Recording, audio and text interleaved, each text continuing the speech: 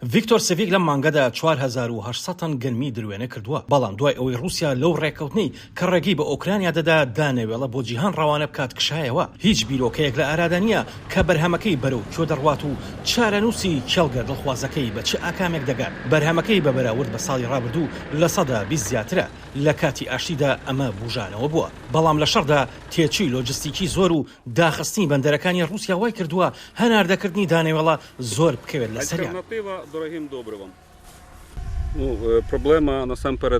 بەر لە هەر شتێک بۆ ئێمە و بۆ کۆمەڵگەی نێودەوڵەتی کێشەکە ئەوەیە لە ئۆکرانیا دەچێندێت دەتوانێت لە وڵاتاندا بەردەست بێت کە پێویستیان بەو دانەوێڵەیە هەیە. ئێمە ناتوانین بەرهەمەکانمان بفرۆشین بۆ پێی بەشێکی ژێرخانی بەندەرەکە لە ناوچووە و داخراوە.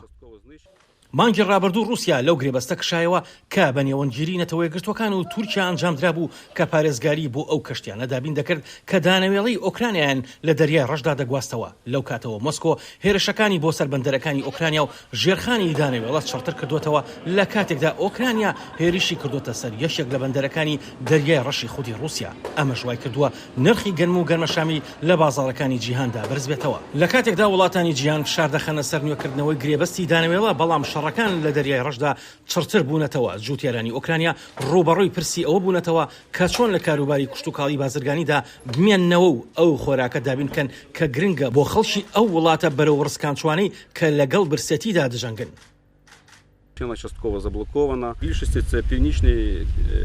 زۆربەیان وڵاتانی باکووری ئەفریقان، میسر بڕێکی زۆری دانەوێڵەی هاوردە کردووە، هندستان، چین، وڵاتانی ڕۆژهاتی ناوەڕاستیش. ئەوەی ئۆکرانیا بەرهەمی دەهێنێت تەنها لە 15 بۆ لە 120 بەرهەمەکانی لە ناوخۆدا بەکاردەهێنێت، لە 180 پێویستە هەناردە بکرێت، بەڵام ئەمڕۆ ئەم دەرفەتەمان نییە. ئەو دەڵێت بەرهەمەکانی سڤیک تا هندستان و وڵاتانی هەژاری باکووری ئەفریقا هەناردەکراون. ئێستا کە تاکە بژاردەی دیکە بریتین لە بەکارهێنان ڕێگەکانی وشکانی و شەمەندەفەر و ڕووبارەکان کە تێچووی زیاتریان هەیە بەناو ئەوروپادا کە بۆتە وروژاندنی وڵاتانی دراوسێ. پێدەچێت دانەوێڵەکانی لە کۆگاکانی ئەمبارکردندا بمێننەوە و زیانی $10,000 لێ بکەوێتەوە. ئەوەی لەم دۆخەدا هەستی پێدەکەم خمێکی گەورەیە بۆ هەمووان. بۆ من سەختە باسی ئەم بابەتە بکەم، بەڵام پێویستە ئازموونی بکەیت. ساڵی ڕابردوو ڤیکتۆر 1500 تەن گەنمی مایەوە نەیتوانی بفرۆشێت. ئەم ساڵ ترسی ئەوەی هەیە نەتوانێت هیچیان بفرۆشێت. ئاسۆ جەبار، دەنگی ئەمریکا.